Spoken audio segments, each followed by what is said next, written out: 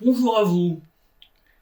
En cette fin du XXe siècle, et alors que la vie politique nationale entre dans un nouveau quinquennat présidentiel, la France ne peut oublier qu'elle a été victime d'une guerre lancée par l'extrémisme islamique et que la menace est toujours présente. Aujourd'hui, au moment où l'opinion publique française revit le drame du massacre en avril 2017 de Sarah Halimi, 65 ans, défenestrée dans la nuit de son appartement du quartier de Belleville à Paris par son voisin, que le juge d'instruction qualifie encore et toujours de fou irresponsable et classe l'affaire sans enquête, provoquant en 2021 une réaction scandalisée d'une commission d'enquête parlementaire. Au moment où, en 2021, les meurtriers de Mireille Knoll, 85 ans, assassinés dans la nuit du 23 mars 2018, se trouvent toujours devant la cour d'assises de Paris, il est urgent de surmonter le déni qui accompagne ces drames et de révéler les véritables responsables qui se cachent derrière ceux qui ont voulu présenter comme des fous isolés et irresponsables leurs auteurs. Le déni des réalités n'est plus supportable en 2021.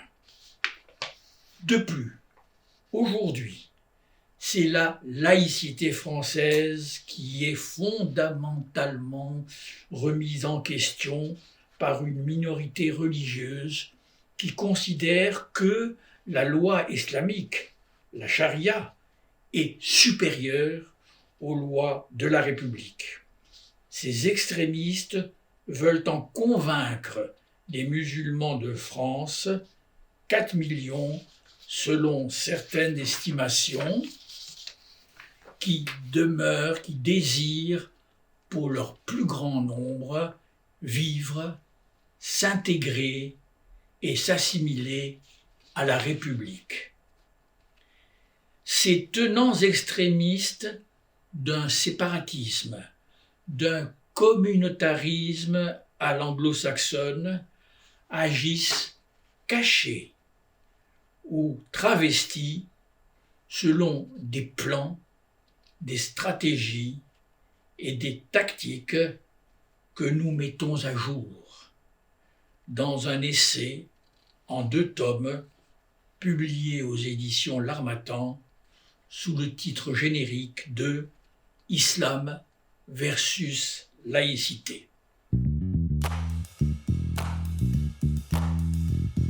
Nous constatons dans les faits qu'un islam radical ressurgi du 7e siècle tente de mettre sous sa coupe des partis de minorités musulmanes implantées depuis de nombreuses années dans des pays occidentaux, particulièrement en Europe, et y instrumentalise une terreur conquérante.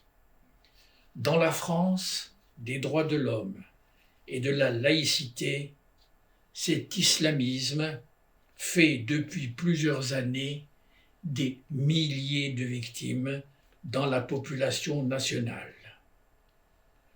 Contre les dangers persistants de cet islamisme radical, la France continue de mener un combat asymétrique. Il oppose une démocratie fidèle aux règles des droits de l'homme et au parlementarisme à des agresseurs utilisant la violence et la guerre conquérante d'il y a 13 siècles, mais avec des moyens modernes, tels ceux du numérique et des réseaux sociaux.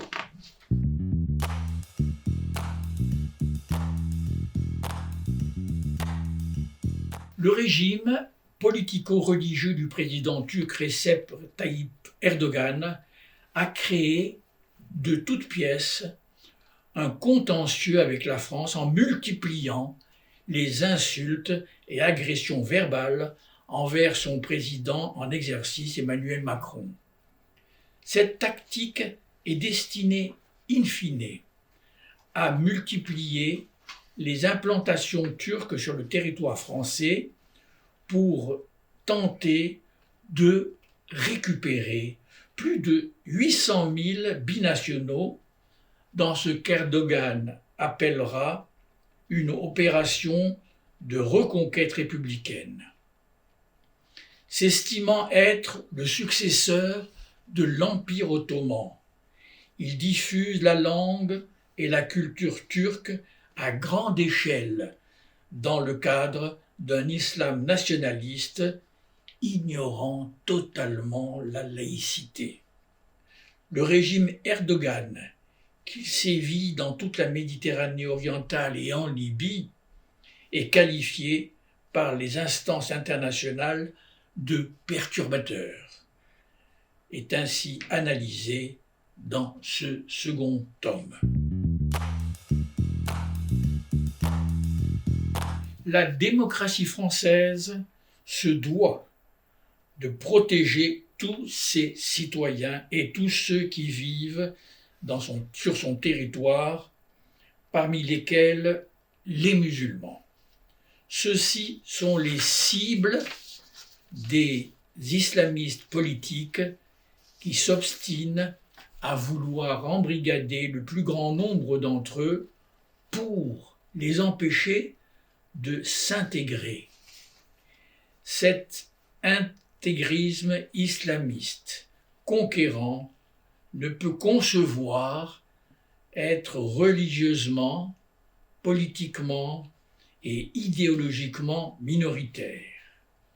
Il s'avère par ailleurs qu'un islam de France est en devenir. Il ne ressemblera vraisemblablement ni à celui des pays d'origine, ni plus généralement à celui des terres d'islam. Il sera issu d'une réforme comme nombre de musulmans intégrés et assimilés les vivent déjà. C'est probablement à l'enseignement d'Ibn Khaldoun que cet islam réformé devra son avenir en résorbant, selon son exemple, la tension entre le normatif et le factuel. Les autorités publiques françaises devront alors détailler le type de relation qu'un État laïque peut établir avec les musulmans en France, quels que soient leurs engagements politiques, et les soutenir dans leurs efforts de création d'institutions représentatives indépendantes des pays d'origine.